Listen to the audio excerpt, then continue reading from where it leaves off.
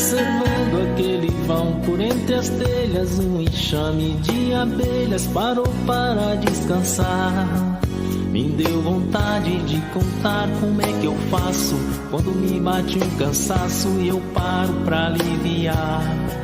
Tão diferente das abelhas pequeninas descansando lá em cima, eu prefiro aqui no chão, olhando o céu por entre as folhas que balançam, com o vento embalando a dança, me acalmando o coração.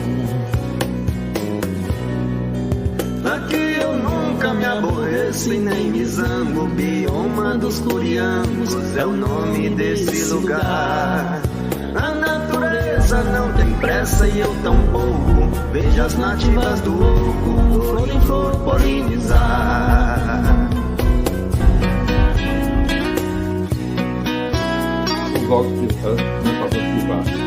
Com relação aos financiadores multilaterais e intergovernamentais, tivemos experiências fantásticas, né? Através do GEF, do PNUD, né? Vinculado a uma organização da sociedade civil que recebia os recursos, né? Que foi talvez uma das relações mais fáceis que nós tivemos, né? Porque, na verdade, foi intermediada por uma outra organização da sociedade civil que entendia como é que a coisa funcionava, então isso não foi muito problema.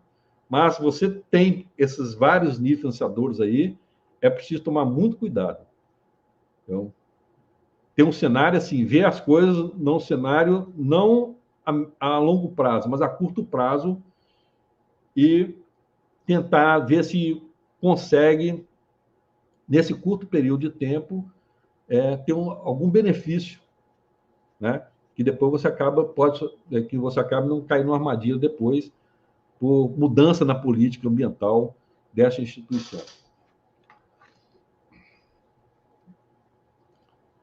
João, talvez você pudesse falar melhor com a gente sobre isso, você é o dirigente da organização, sabe como é que a coisa funciona.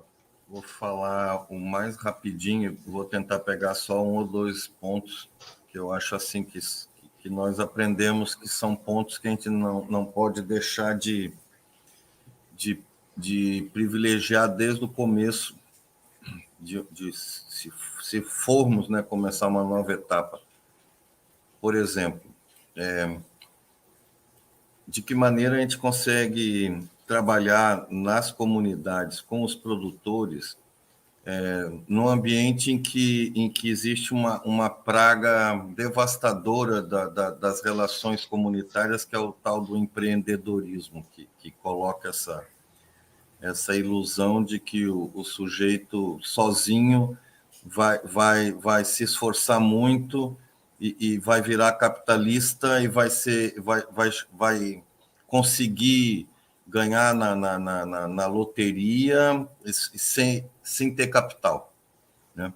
Porque ele acha que consegue começar não no nosso projeto, né, mas no ambiente que cerca as relações do Estado com as comunidades. É uma propaganda intensa do empreendedorismo, a metodologia Sebrae, sabe, de chegar lá e convencer que a pessoa vai conseguir virar um empresário e vai virar um grande empresário, quando o índice de mortandade de microempresa no Brasil é altíssimo, acho que 90 e poucos %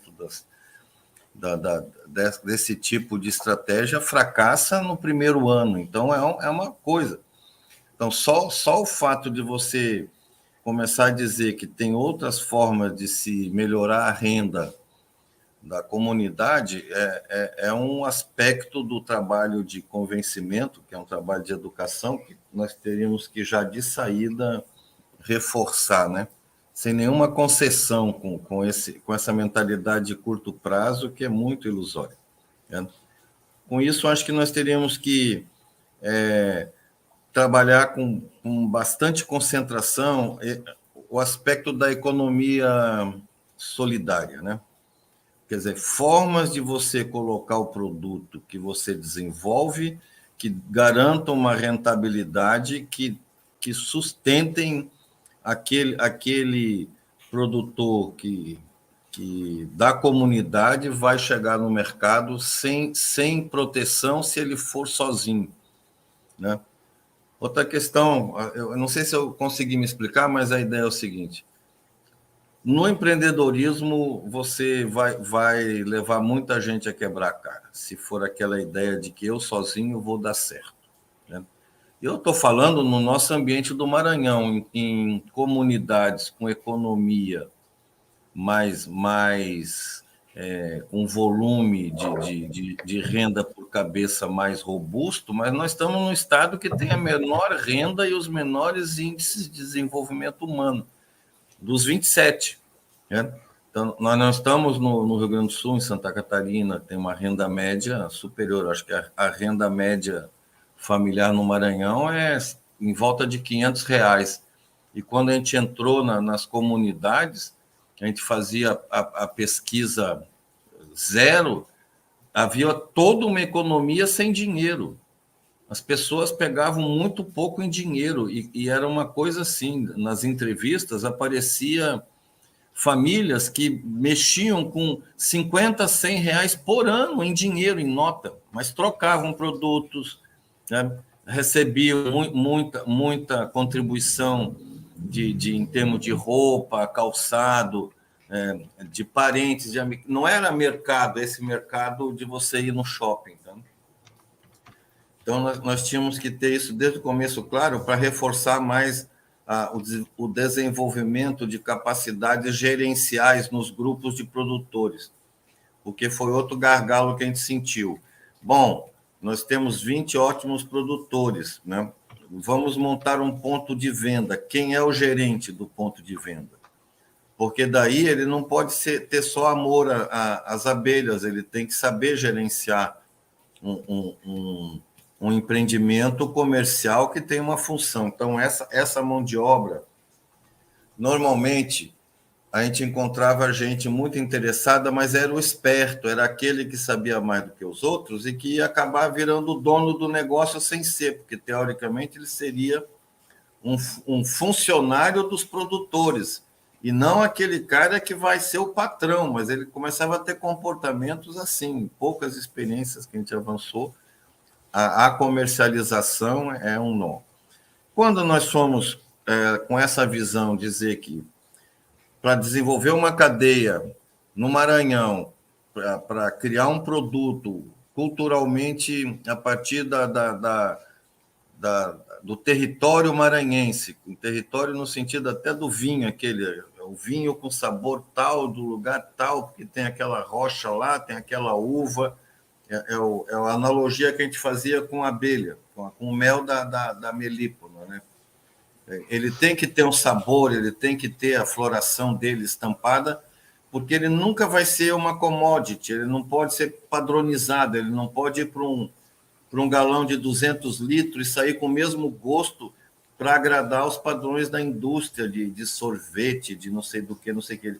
Ele tem que ter um fator diferencial que é ser assim, eu vou comprar aquele mel porque ele só tem lá, só tem aquele mel com aquele gosto feito naquela comunidade. Isso tinha que estar no rótulo. Então, isso também é todo um processo. Desenvolver a rotulação, criar identidade. Mas a gente chegou a um momento assim, para ter escala, nós vamos ter que ter nem que seja uma pequena indústria, mas é uma instalação industrial que consiga recolher essa produção, dar o procedimento, o tratamento que a gente considera o padrão, né? E o tratamento, não o produto, né? Para garantir que o produto não seja estandardizado e comercializá-lo em condições que pressupõem armazenagem de médio e mais longo prazo. Então, a gente precisava de um capital. Capital, na época, a gente estava pensando que o governo deveria investir na construção de uma unidade para processar o mel de melípona, né? Porque tem as casas de mel da apicultura, houve muito financiamento para casa de mel, e quase todas também fracassaram por conta do ambiente de negócio.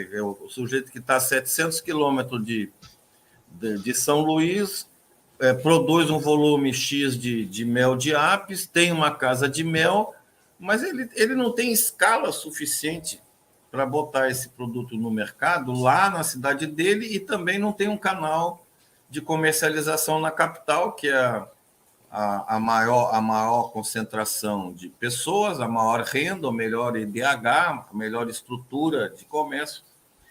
Então, precisaria uma atenção do governo, mas o governo não está preocupado com isso. O governo não tem nem sensibilidade com isso. E a gente não está falando assim, que se a gente fosse conversar com estranhos.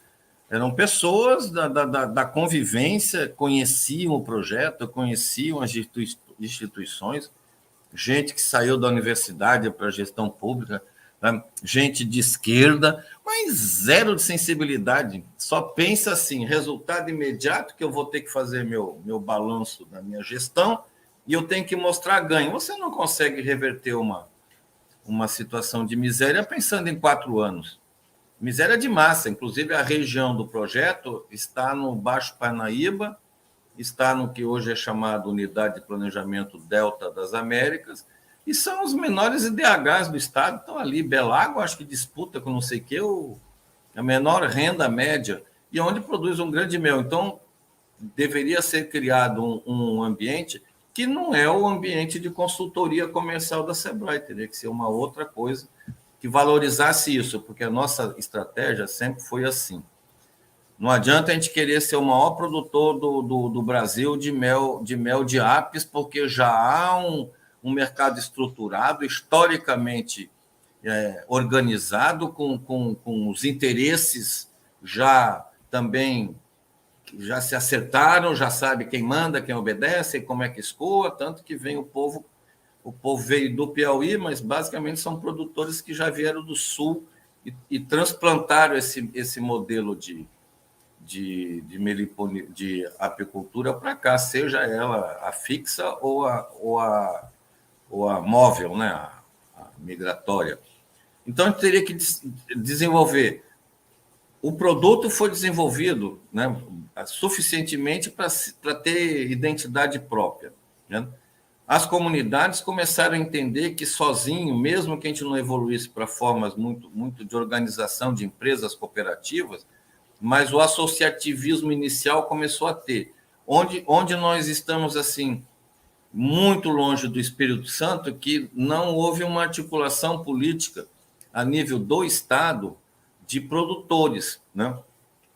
Porque nós não tínhamos nenhuma legislação estadual. Nos diálogos que a gente teve com uma das secretarias, foi um assessor do gabinete do governador, ele ficou calado basicamente a reunião inteira, e a gente estava com um processo em curso já em paralelo de discutir as propostas para uma legislação estadual de meliponicultura construída ouvindo a universidade, os produtores, os outros parceiros dos projetos que aconteceram, de várias reuniões. Aí o cara foi para a internet, pegou um Ctrl-C, Ctrl-V, combinou com um deputado, montou uma legislação que foi aprovada sem nenhuma discussão. Nós só soubemos, nós que estávamos conversando com o governo, imagina. Se a gente estivesse do lado de fora fazendo manifestação contra, nós estávamos lá dialogando, sentados na mesma mesa, e os caras atropelaram tudo, porque há também uma peculiaridade aqui do Maranhão, que era um conglomerado de 16 partidos sustentando o primeiro mandato do Flávio Dino. 3 eram de esquerda, os outros todos iam até a extrema-direita partidária, que não queria nem chegar perto de nada que tivesse cheiro de comunidade, que dirá apoiar e dar. Então, era muito complicado o nosso ambiente aqui, a parceria com o governo local, apesar de até o governador ser pessoa que já tivemos convivência durante um período mais da sua juventude e tal. Então, no governo, as pessoas não fizeram diferença, porque a cultura do governo ela é muito impositiva, ela faz as coisas para o povo, ela não faz com o povo, e ela acaba não incorporando nem as energias, nem a criatividade das comunidades. Então, isso aí nós fizemos pouco lobby, digamos assim. Observando aquele vão por entre as telhas, um enxame de abelhas parou para descansar. Me deu vontade de contar como é que eu faço quando me bate um cansaço e eu paro pra aliviar. tão diferente das abelhas pequeninas descansando lá em cima. Eu prefiro aqui no chão, olhando o céu por entre as folhas que balançam, com o vento embalando a dança, me acalmando o coração. Aqui eu nunca me aborreço e nem me zango. Bioma dos Curiangos é o nome desse lugar. A natureza não tem pressa e eu tampouco. Vejo as nativas do oco, flor em flor polinizar.